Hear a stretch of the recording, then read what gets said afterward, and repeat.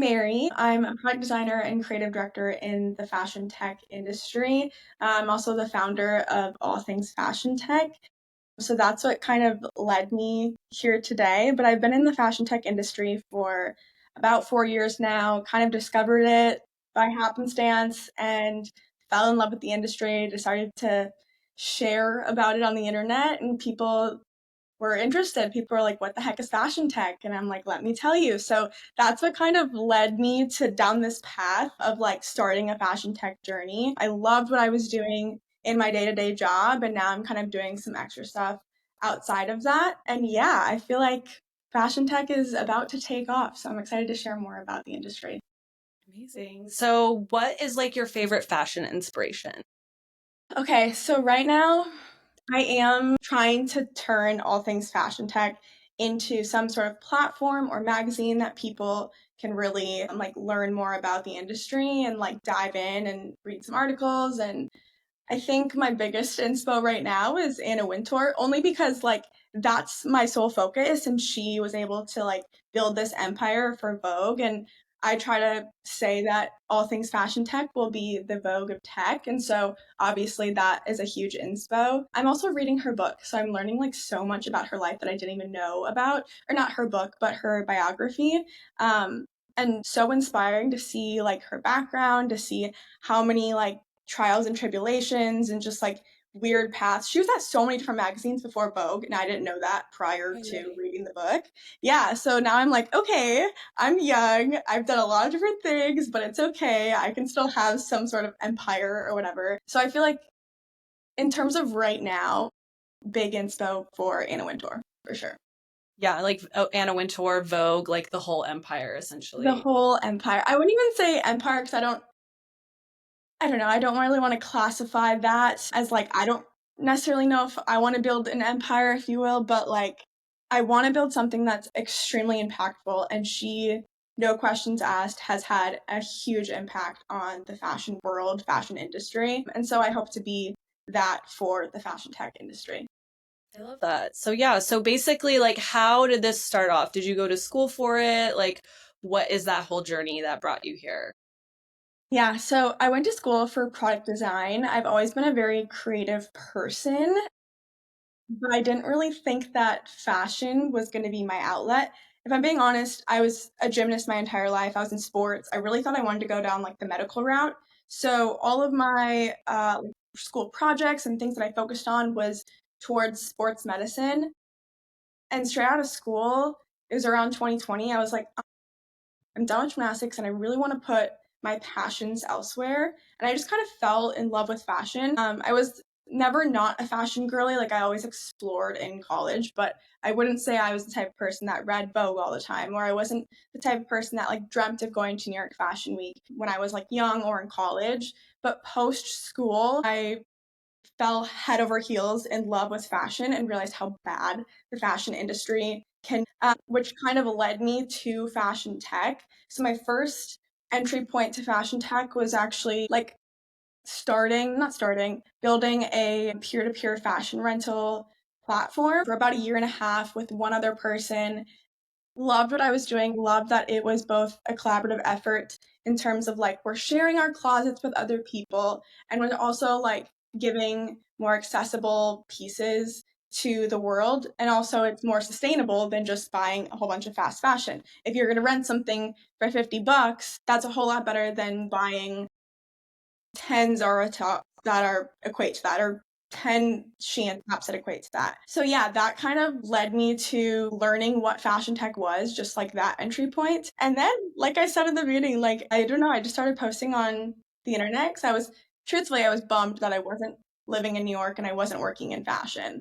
And then I kind of like shifted my mindset of like, okay, but no, I'm working in like fashion tech. That's pretty cool. Like, let me just share that kind of background. And all the comments were like, what the heck is fashion tech? And I'm like, girl, I feel that because that was me literally a year ago. I literally didn't learn of the term until I want to say like 2021, 2022. And I was already a year into working in fashion tech at that point. I just didn't know what the term was. And so yeah, shared my experiences on the internet, thought that there was something there to like really like capitalize on.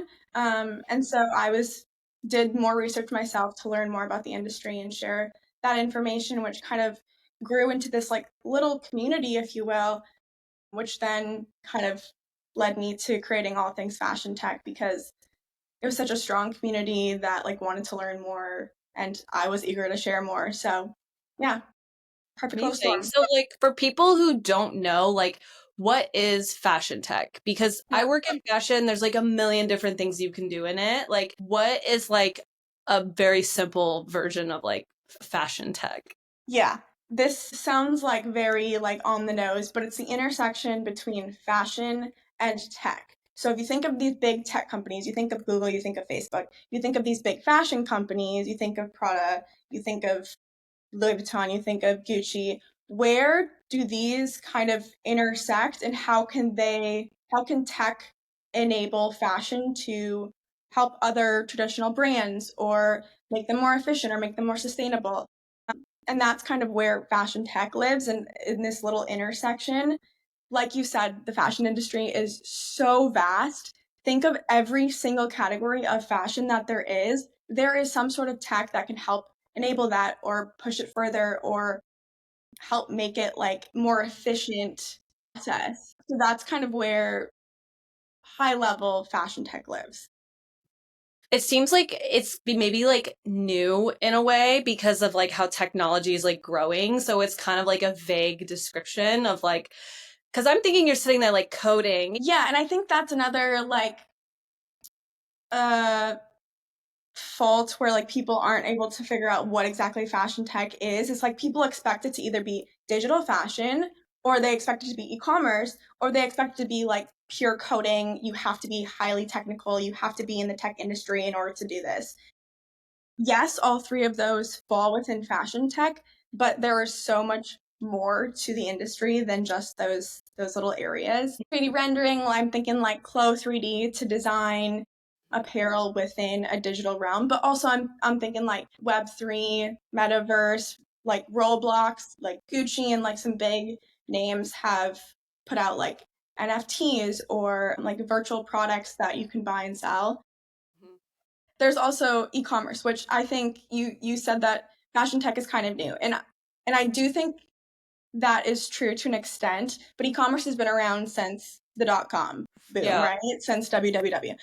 So, I mean, it technically has been around for a while. I think people are now just gaining the idea of like, oh, there's so much more to this. So like e-commerce is one little section of fashion tech and that's been around for a while. But yet now there's so much more that is in the industry that is brand new. Like a lot of the times, I would say 90% of fashion tech is startups, which means they're brand spanking new. They've only been around for a year or two, or maybe they've been around for 5 or so years. Like we look at the Runway and the Real Real and eBay, like those were like the big pioneers of current day fashion tech, but they've been around for probably less than 10 years. So yeah, fashion tech is still very, very new. And it's growing super fast and it's going to continue to grow in lots of different avenues that we don't even know that it is right now.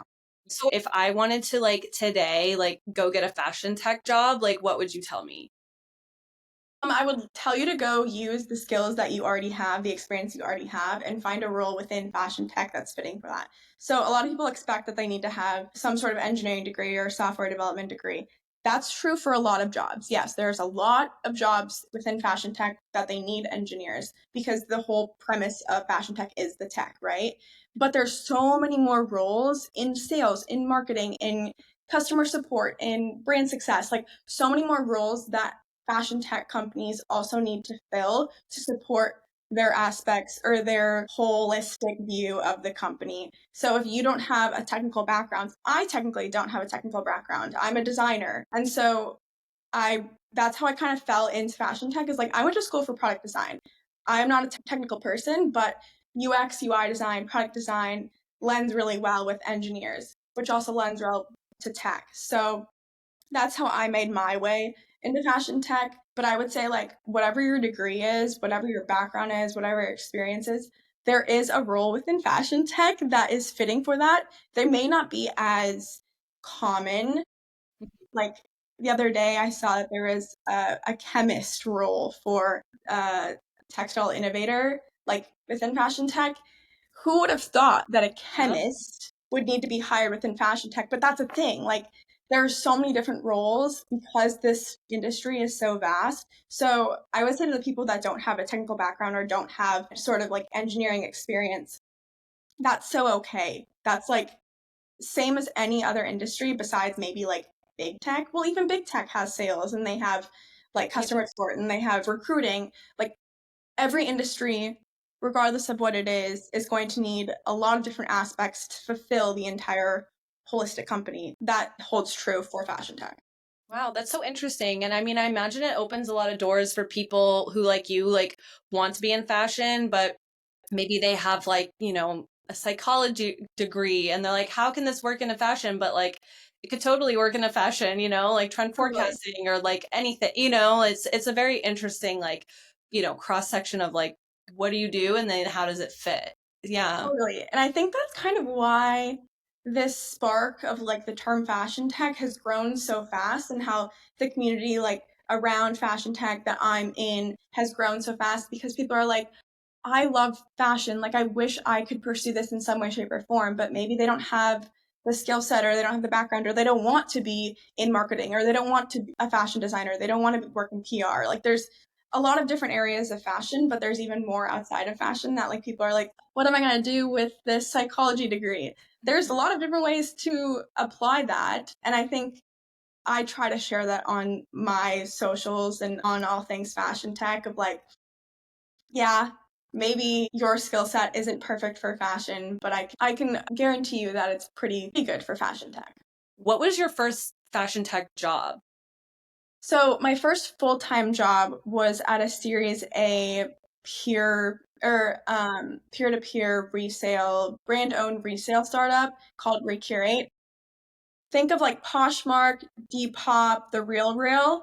It's Mhm. integrated within a brand's e-commerce website. So if you go to Zara, if you go to Half Days, if you go to Steve Madden, you can now shop secondhand straight through their e-commerce website because of the tech that has been enabled by this third party, which is the company I worked at called Recurate, uses its tech to integrate within the e-commerce site to now allow people to shop peer-to-peer secondhand.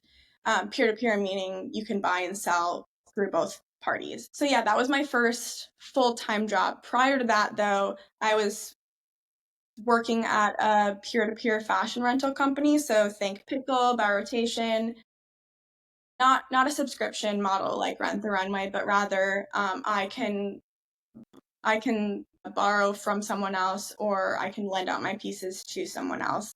Mhm. So I was doing that part time, like off hours. I would do my full day of work and then I would go home and do like 4 to 6 more hours of work just on this little baby startup that I was trying to build with one other person and was doing that for like a year and a half. But that was kind of like my true entry point to like what the world really consists of. Like we had to build a website, we had to build an app, we had to find a user base that wanted to rent and we kind of had to like shift the perspective because at this point in time it was 2020.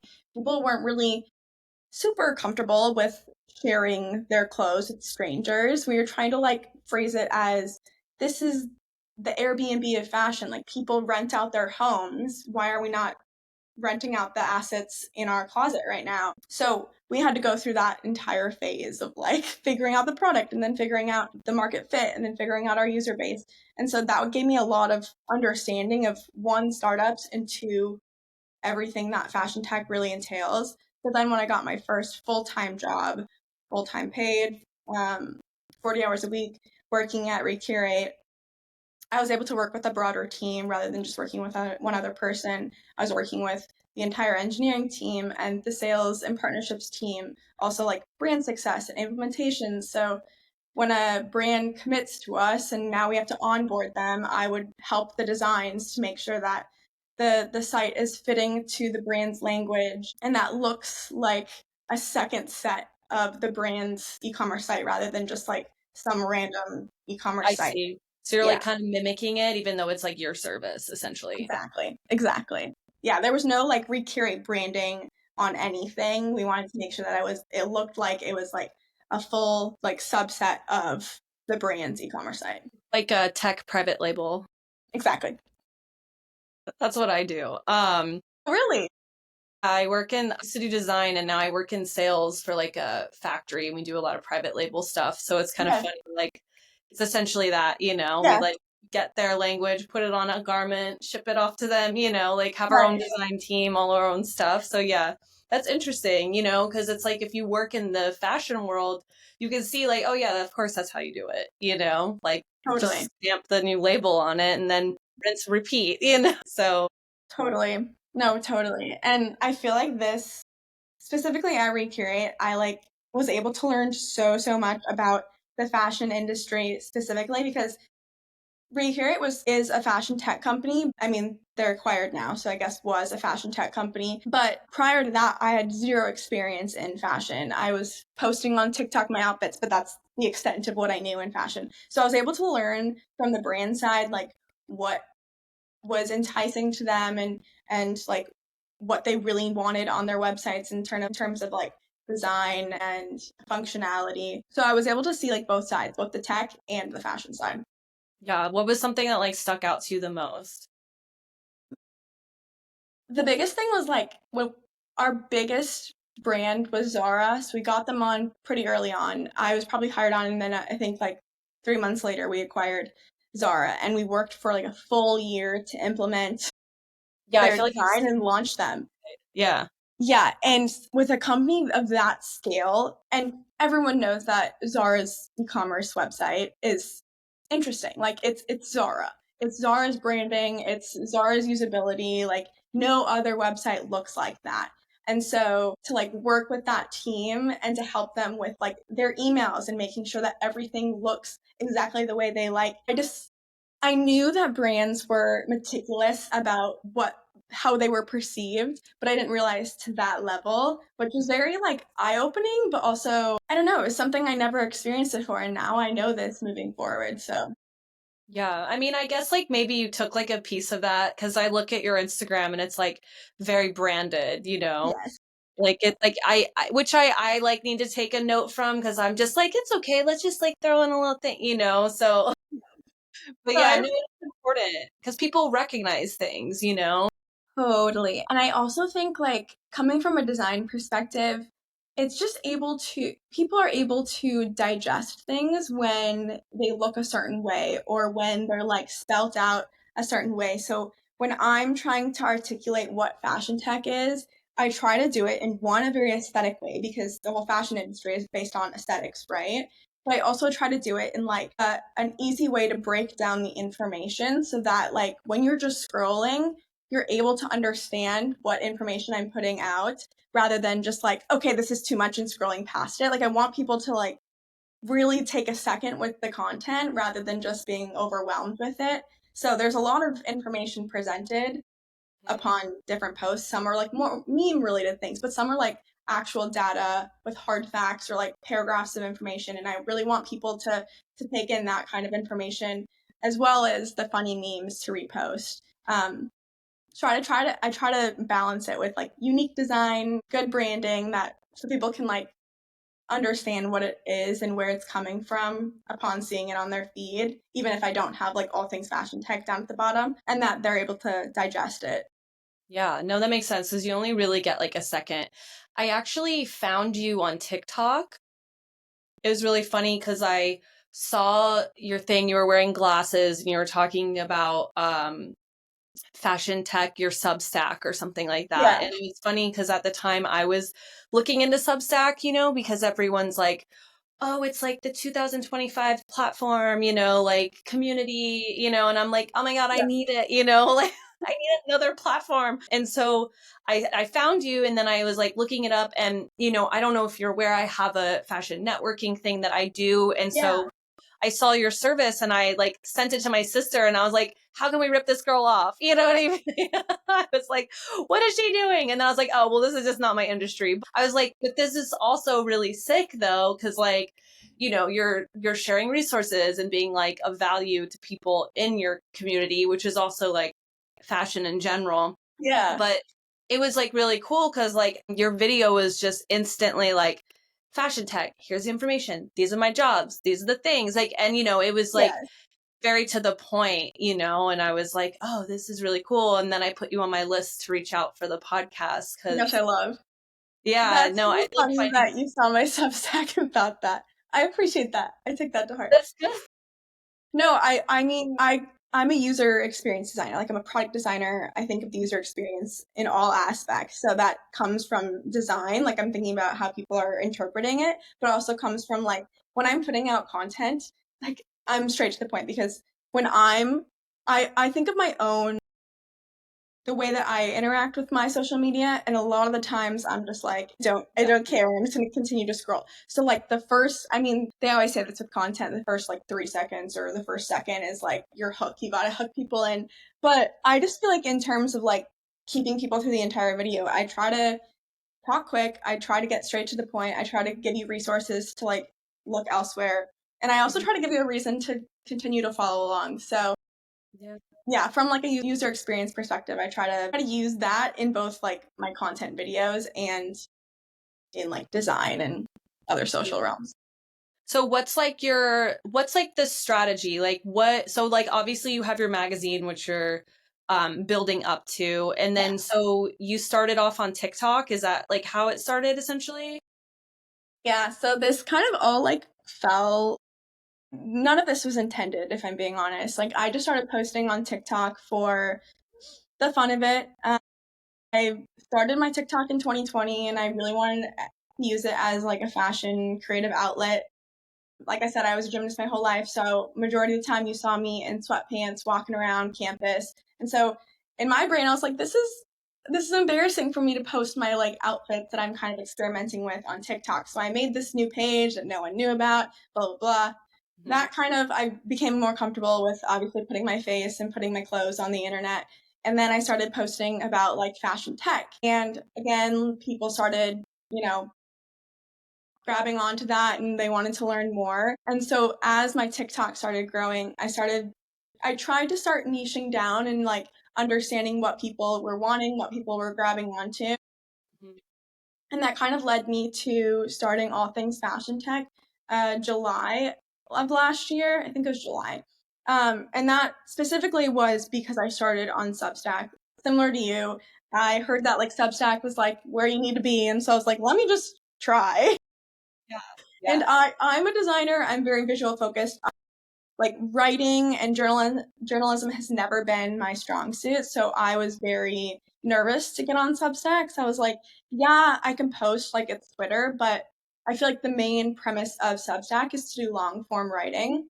Mhm. And so this was kind of something extremely out of my comfort zone, but I wanted to make something that was branded specifically towards fashion tech. My socials, like my personal socials on TikTok and Instagram, specifically on TikTok, I was focusing or talking a lot about fashion tech, but I was still posting my own content. I was still posting about like my wedding or a trip to Paris with my girlfriends or like I Mhm. wanted something that was dedicated to talking about fashion tech and that also wasn't annoying to like my personal relationships, like my personal like Instagram followers that I've known since high school, right? Mhm. So I started on Substack, did long form, saw that it was growing pretty quickly, and then I was like, I think I need to make this like a brand in itself. So I didn't start the All Things Fashion Tech Instagram page until like the holidays until like late December. And it's grown pretty Past, fast. Yeah, within the last 2 months, which I is think very exciting. I found you like maybe a little bit before. Because I like looked at everything and I think yeah, because I don't think you had that many followers or No, something when I first I found you. literally just started it, What are you but at now? I've been putting so much into it How many since then. followers do you have now? I'm gonna look. 20, I want That's to say. pretty crazy. Yeah, I But you, mean, I'm working really hard at it, so I. so what's your strategy for a girl that has an idea, there's some traction, like what is the strategy to like to get this, to get where you're at? Yeah, I think three things: post a lot, post consistently, and then Mhm. post what the people want. For me, that's like educational things, the save worthy things, the repost worthy things. I have So I've seen, I'm not entirely sure on this, but I'm pretty sure I have the largest fashion tech database there is. And so I'm aware of so many fashion tech companies that are on the scene right now that a lot of people don't even know that these companies exist or what they are or what they do. Mhm. And so the biggest pull on my socials is like posting my series of like fashion tech companies you didn't know about. Those go crazy. Like you would expect that a reel would get a lot of attention. No, those static carousel posts do so well. And I've recognized that that's what the people want. They want to learn more about these little baby companies that they didn't know about before. And so that's what I try to give them, as well as like other things that open up their ideas to fashion tech in terms of like hiring or um, like revenue charts or market prediction charts. Yeah. And then I also literally just post like 4 times a day. 4 times a day. Four Okay. times a day, every So day. it's that consistent. It's like, cause so I can see why you would want to do like a separate Yeah. account for it. I Yeah, mean, I that feel doesn't. like I Blossom and we tried it. We're not posting that consistently, but that was the intention, was to have something separate. Do you feel like the people who do follow like get annoyed by it or not really? Like there's no. No. Well, okay. No, I actually don't think so. I mean, Yeah. I'm able to see with like the insights how many followers I get in like a week and how many like unfollows I get.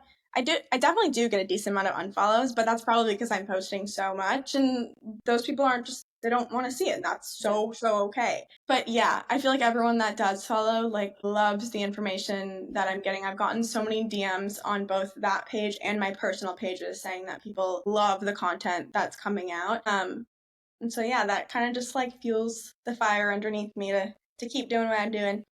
Yeah, no, because I mean, even just as like a person on the internet, like if I had a friend that I knew, I would send the info. You know what I mean? Like it's so interactive in that aspect of like just and I see a lot of people because I like I watch a lot of like social media, personal branding things, and I think what it really kind of comes down to for like anything is like what you can like offer someone, Yes, and that's I totally think it. that's like the core of like social media success. Totally. Totally. And I feel like a lot of fashion tech companies specifically come to me and they're like, we built this really cool product. Like, how do we build a community now? Because they've seen that I have done that. Mhm. And it's really hard to build a community around like one specific product or brand, where it's a lot easier to build a community on like an industry to educate people on something that they've never heard about or they didn't realize was like actually a thing. And I kind of feel like that is why the growth has been so exponential the last 2 months because people are just like, wait, what is this? And then so they're eager to learn more. And so, yeah, just putting out educational content and also like fun, relatable things. Like I always talk about like being a girl in tech. Like Mhm. that's a unique experience in itself. Yeah, and it's like relatable, like as like women are like over half the workforce or something like that now, and And we're like, what is it, like 80% of shopping spend or just like spend overall? Like something crazy that yeah. women are like the sole contributors to like the economy. Yeah, so I mean, at least in my job, like most jobs that I've had in fashion, like it's like two guys and then like all women, and the two Yeah. guys happen to be the biggest bosses, Yeah. unfortunately. But I mean, but that's like that's my experience, like in since 2022. Yeah. No, So totally. I mean, same here.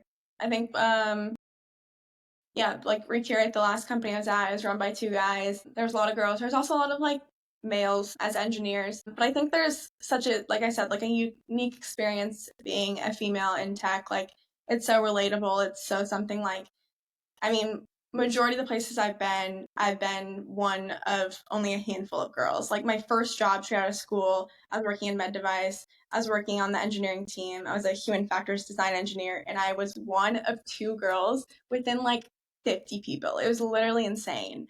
And I think that's people can relate to that. They also can relate to like I don't know, tech is just like so funny because everyone experiences the same thing about like engineering stand-ups or like product releases or feature releases or like leadership wanting you to do X, Y, and Z when that's like really not even feasible. So I think that's another element of like just like the comedy in it all.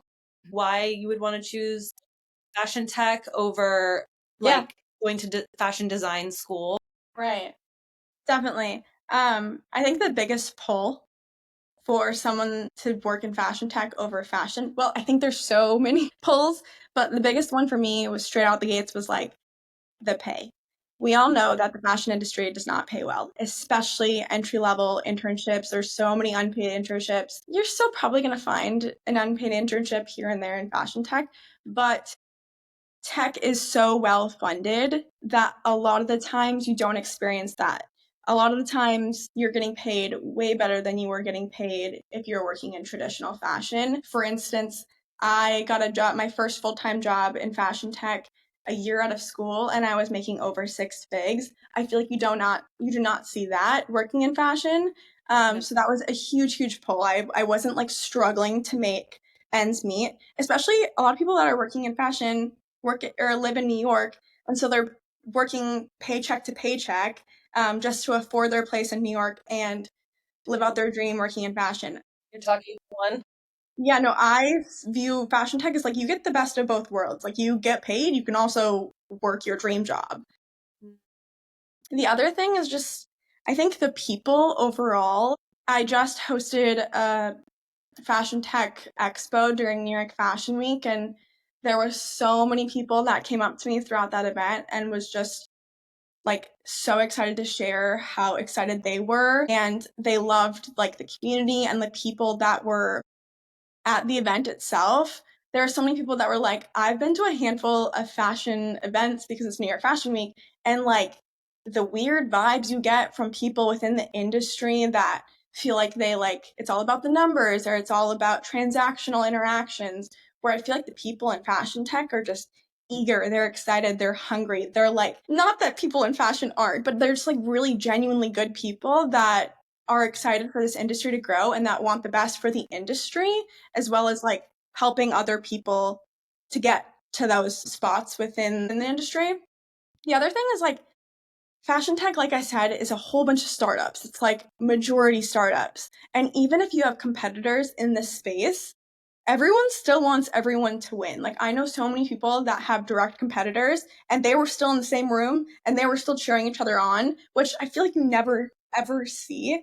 I also think a lot of these startups are young female founded startups, and I think that also plays to like the nature of like I want everyone to win, I want everyone to succeed, let's boost everyone up.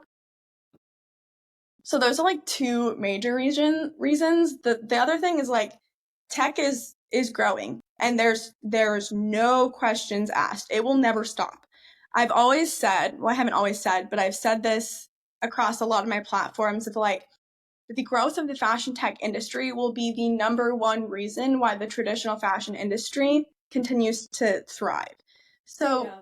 if we're not jumping on the fashion tech bandwagon, fashion is also going to slowly decline. So I feel like if you want to work in fashion or if you want to work in fashion tech, either are good, but we definitely need people that are excited about innovating, about sustainability, just like any advancements that could help the traditional fashion industry. That's what you're going to want within fashion tech. And I feel like so many people are excited about that because I think there's a lot of people that love fashion and love self-expression, but there's, like I said at the beginning, there's so many downfalls, there's so many cons to the traditional fashion industry, Yeah. to fast fashion, to just like how we shop, how we perceive shopping, the overconsumption of it all, how many like excess returns there are, or like there are landfills that are filling up.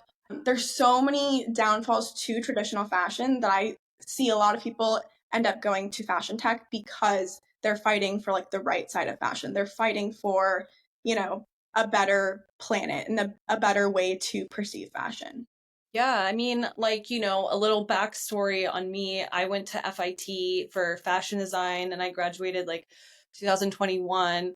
But it was like, same thing, like, not like I worked a year for free and went to debt, and then I couldn't afford to work a 9 to 5 for like $35,000 a year. And then so and I still bartend on the weekends and I get paid like relatively okay, like now, but I'm still like 3 years in, like hustling just to pay rent, which is like, New York, it's fine, but also it's also like, okay, like we went to school, and I think like it's not taught yet in fashion schools. Like I went to FIT, so I could definitely see like in the future, like them, because like they just added Clo to the Right. classes, like Judgment. I Yeah.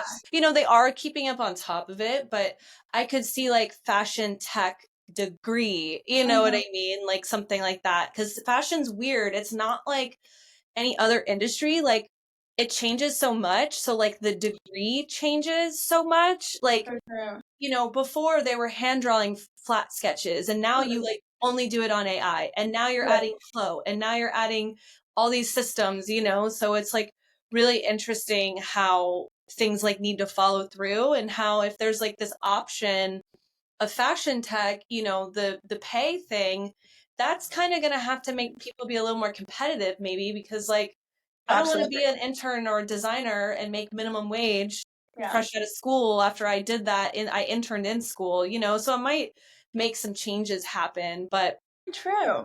yeah, I don't know, Very true. maybe, never know, let's hope, but Well, fingers crossed, because I do feel like to make someone or to like provide an opportunity to someone and be like, JK, it's unpaid. Do you still want to be here? And of course, people that are like young and ambitious, they're like, yes, I want to work hard, and they're going to take the no pay.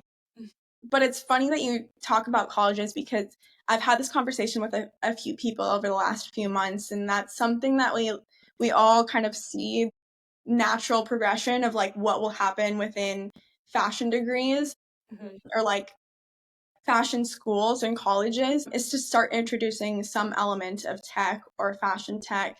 One of the fashion tech founders that was actually at Edge, the Fashion Tech Expo, and during New York Fashion Week, I was on a call with her late last year, and she actually told me that they're in North Carolina, and they go to the same college every year and share their fashion tech company with the program and just like share about the company, right? And they said every single year they kind of have to explain what fashion tech is. And this year, every single student in that classroom knew the term, knew what it was, and like the conversation was flowing. Mhm. So I feel like it's a natural progression for colleges to start jumping on this as they see the industry is growing and how fashion is growing. Like you said, it's ever evolving, and fashion tech is going to push that innovation even harder. So I would love to see it in colleges, and I think just Gen Z and like the younger generations that are coming up that like want to have their hand in sustainable acts and sustainable processes, that want to be fighting for like the right side of fashion, and that don't want to be paid next to nothing. I think Yeah. they're also going to play a really big role in pushing institutions and colleges towards something is a little bit more relevant, as well as push like actual brands and traditional fashion to have a living wage or to just like value their employees a little bit more. Yeah. No, for sure. And I mean, like you've mentioned sustainability, like what do you think like are some of the advancements that sustainability is going to help? I know that's broad, Oh my but gosh, so broad, but like there's so many. So I think of like fashion tech as this like whole little virtual realm of like there's so many different avenues that fall within fashion tech. First one being textile innovation. We're already seeing next gen materials used in major brands. Coach just launched next gen materials in their classic handbags. Clean Strada just partnered with a fashion tech company and had two handbags go down the runway during New York Fashion Week that are made of mushrooms, next gen materials, and that are fully biodegradable. So for sure, textile innovation. The other side of that is like post purchase. We're talking about the returns problem is like $1 billion industry, like a billion plus, as well as the resale industry is a massive, massive industry. Both of those are being heavily tackled by fashion tech companies right now. There's a lot of companies like Style Arcade that are focusing on like the front end. Same with a tone is also another one of like working with companies to use AI to better understand their what their needs are, what their consumer needs are, and help their buyers make better informed decisions, as well as like working with fashion tech companies that are focusing on like the size and fit category specifically for online shopping, because the majority of returns come from like they buy three of one size, or they buy three of the same product in small, medium, and large, or whatever, extra small, small, medium, because they don't know what's going to fit them best. And they end up returning two of them because then they found the one that fits them. That's two returns that this brand now has to account for. So there's so many different fashion tech companies that fall within that help the returns problem. They help resell so that things aren't going to landfills. They're helping the front end of like, we're making products that if they do get to landfill, it'll be okay. Yeah. So there's so many different elements that I'm not even mentioning that play into the sustainability aspects. But I think it should make people so excited to jump on board in terms of fashion tech. That's why I started in like peer-to-peer rental specifically for like the sustainability elements, as well as like I wanted to wear a designer dress without paying the designer price, but then I got into the resale side of it, and that's again their main mission was secondhand. And then from there I've worked with a handful of other companies that are also in the resale industry focusing on sustainability. So I think it's like a core tenet for 99% of fashion tech companies. There are a handful of fashion tech companies that are like, how do we use AI so that people can buy? And like those ones I don't really stand fully behind because Yeah. they're not helping the planet in any way, shape, or form. But I Yeah. would say 99% of fashion tech companies have some sort of mission in place of helping the planet. I love that. So you can like work in fashion, but then also be sustainable, which is like, usually everyone's like, ugh, it's so like I make so much waste working in fashion. So, like, what are your thoughts on AI? My thoughts on AI are vast. I think there's so much good. There's also a handful of bad. I think AI is such a buzz term that everyone used this last year and a half.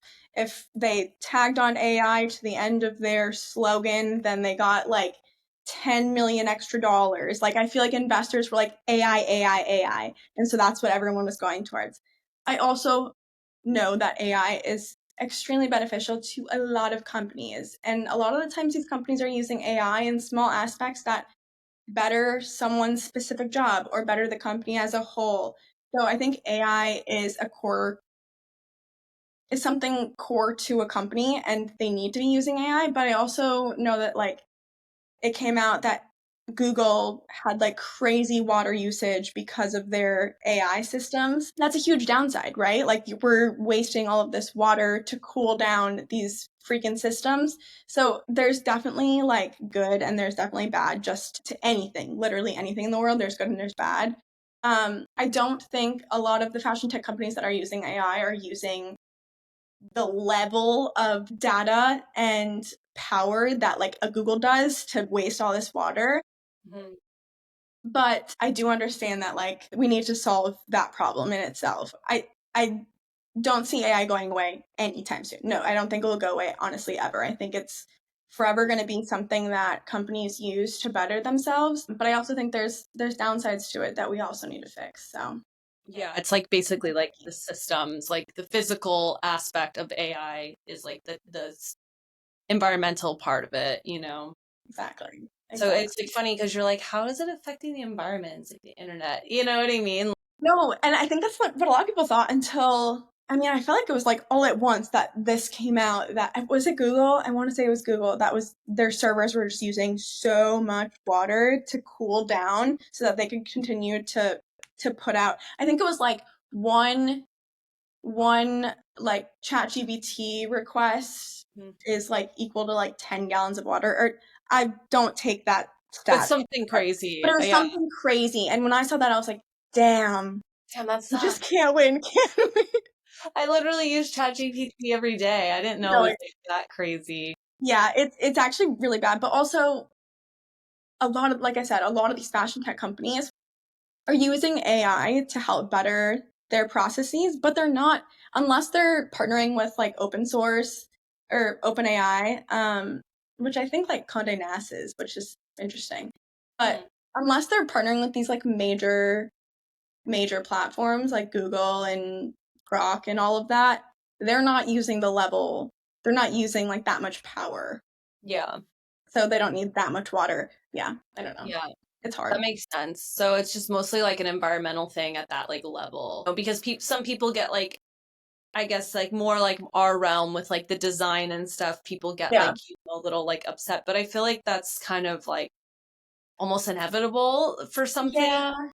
When something new is introduced, I mean, there's always like a bit of backlash, but also I think you have to use AI in a really like ethical and smart way. There is a designer that just did her show, and now I'm blanking on her name, during New York Fashion Week, and she used AI imagery and AI video as her like effects within the venue of the runway. Mhm. I think that's a really unique way to use AI imagery, but like when Clina Estrada partnered with Bagu and they did like an AI pattern and they Yeah. just used it as like reference. I don't even think they like took it like verbatim from this AI platform and put it onto a pattern. Mhm. They got a whole bunch of backlash. I think it's a tricky situation. I think you have to be really smart with how you use it. I think there's a lot of companies that are using it good or that are smart with the way they use it. I think there's a lot of companies that are like, ooh, you didn't really think that through. But also at the same time, like Mango just put out a whole bunch of campaigns that were all AI models, all AI imagery, and they got a whole bunch of backlash in the beginning.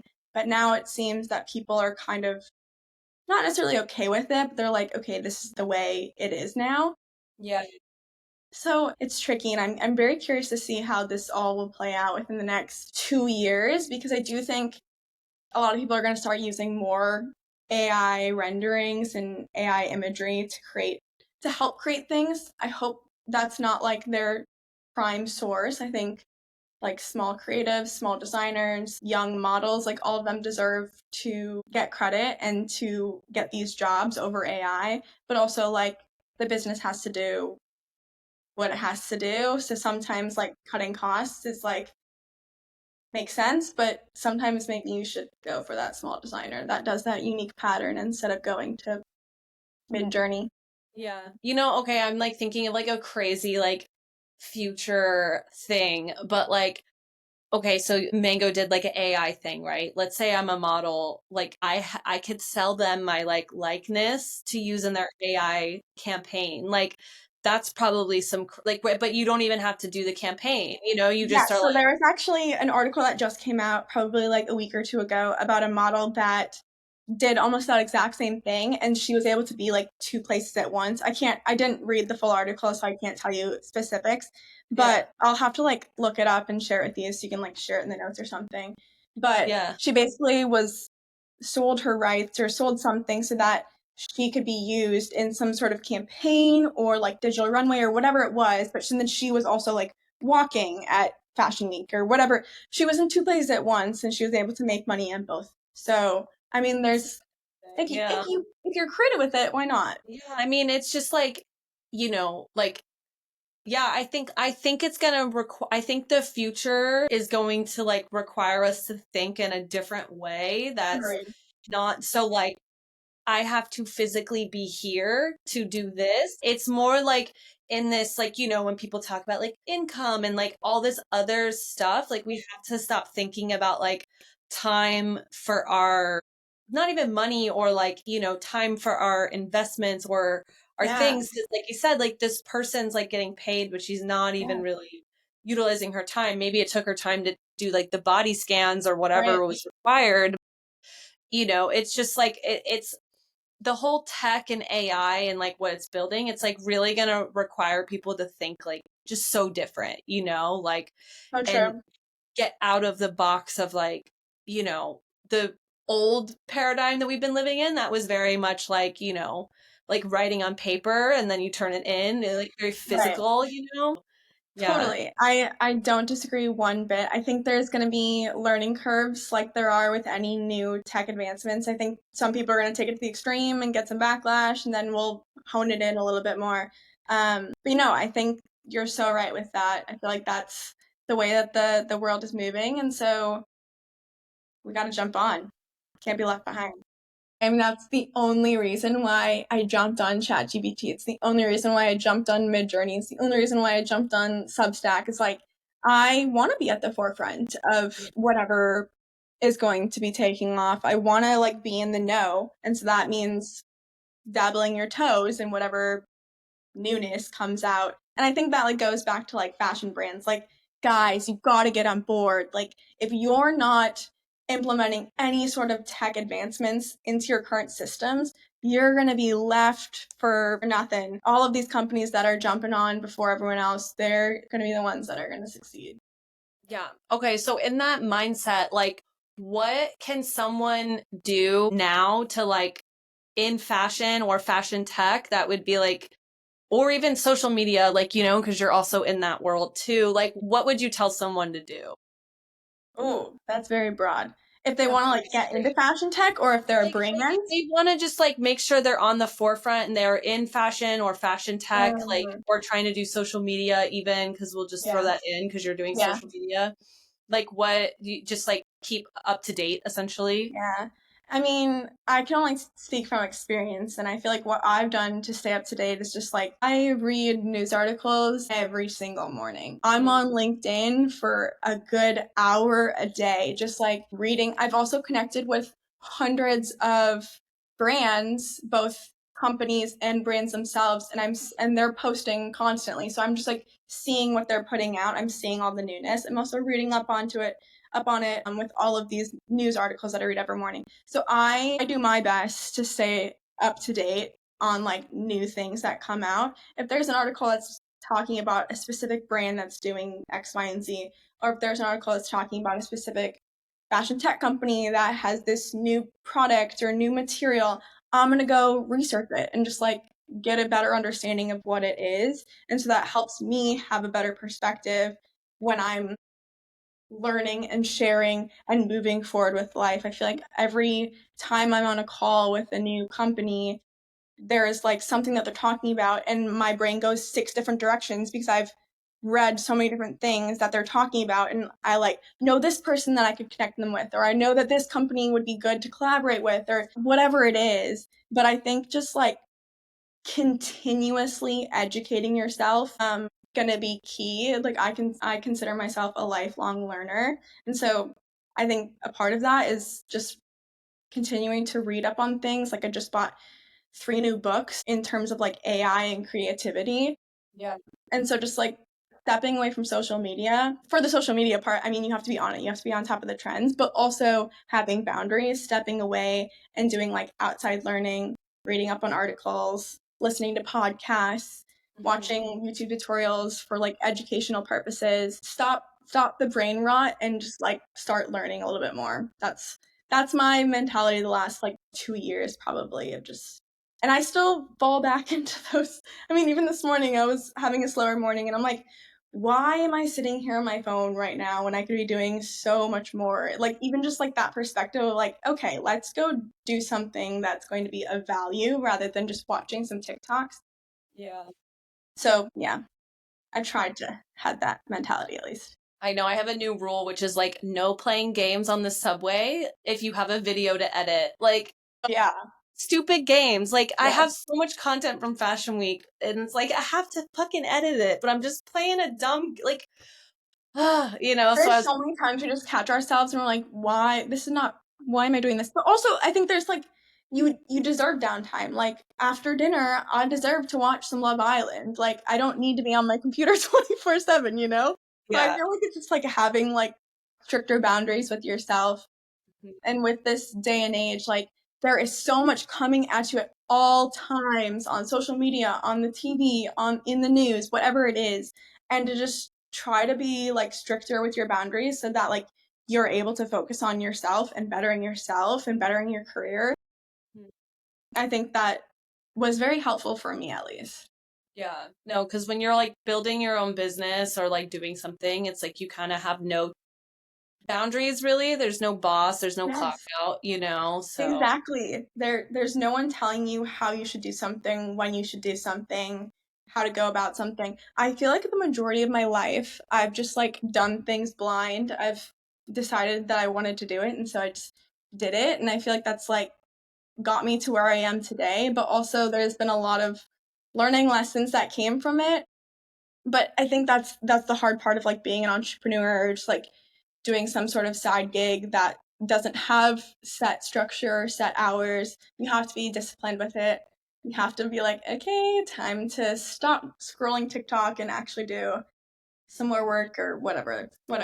Yeah. Well, I feel like we're kind of like wrapping up, but like if you wanted to, if somebody were to come to you and they're like, I have an idea and I want to do like something similar like you, like build a community, build a platform, share information, like what would you tell them?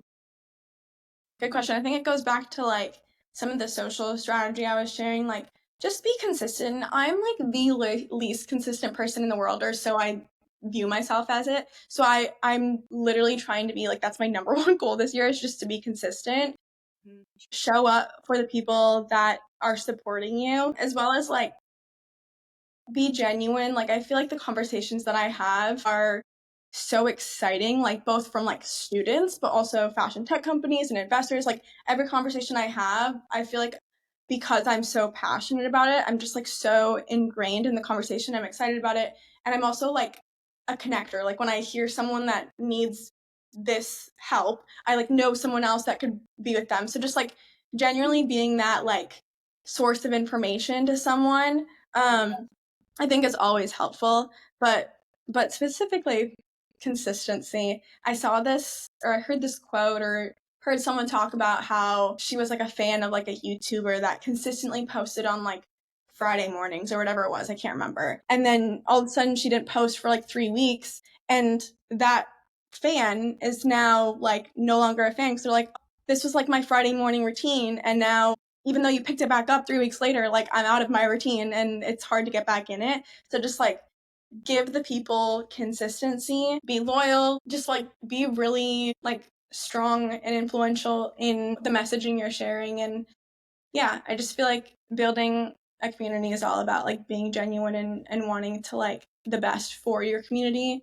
That's the only reason why like I started the job board. That's probably like the hardest thing I have to do is just like scroll through LinkedIn and all of these platforms on a daily basis. Yeah. And that's no fun. Like I really don't like doing that, but I know that people really want that and they see value in it. So that's something that I continue to do because I just want them to see that value. Yeah. I So feel yeah. like eventually, like as you grow, people are gonna send you that stuff, you know? I am starting to get some companies that are like in my email saying, "Oh, I have an internship. Can you post it?" I'd be like, "Yes, please." That makes my life Maybe easier. I'll get there. Yeah.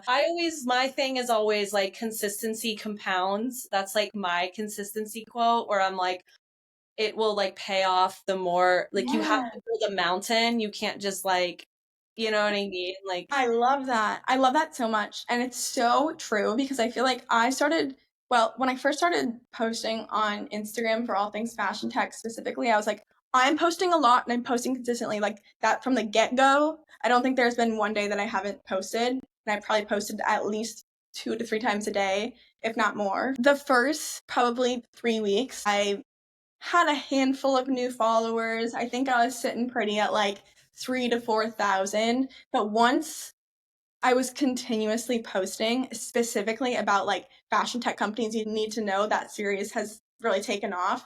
It was easy to jump from 10K to 20K. So now I'm really curious to see how the rest of the year will play out, but it's so true. Like when you're consistent, you're rewarded for it. You just have to be consistent to the point where you see the reward till you earn it.